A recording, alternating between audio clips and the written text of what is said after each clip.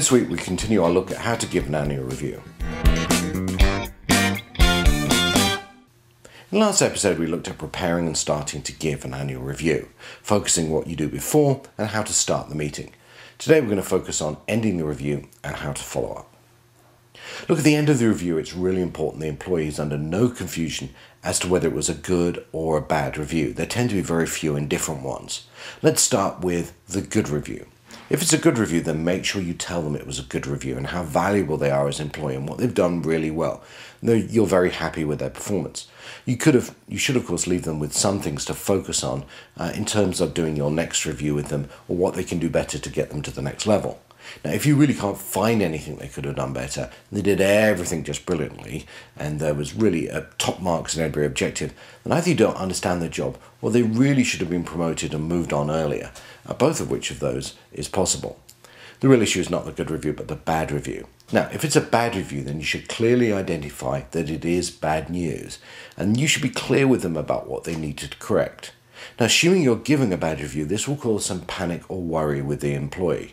But if it is a bad review, then that's probably okay because they did poorly and they really need to understand that, or they stand no chance of doing better next time. They deserve to know where they've missed your expectations and what they need to do to correct them. Look, whether it's good or bad, it's important that they understand and you understand and check what each other is saying, that you write down any actions and agree to a follow-up. Okay, last stage, the follow-up. For a good annual review, there should be follow-up at 6 monthly points. Really, 2 reasons for that follow-up. One, to show an employee is still on course, and the second, to reinforce any good messages. Don't forget, you don't have to wait 6 months to say something good about someone.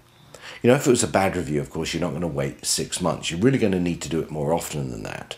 If you take too long, the employee's going to feel you've let them off the hook. By the way, if you can't manage the actions at the end of your review, then how can you expect them to manage theirs? Now, you may, of course, need to take another action if that doesn't work, like letting them go a performance improvement plan. And it's really important that you show in those processes how hard you've worked to establish and give good feedback and support the employees.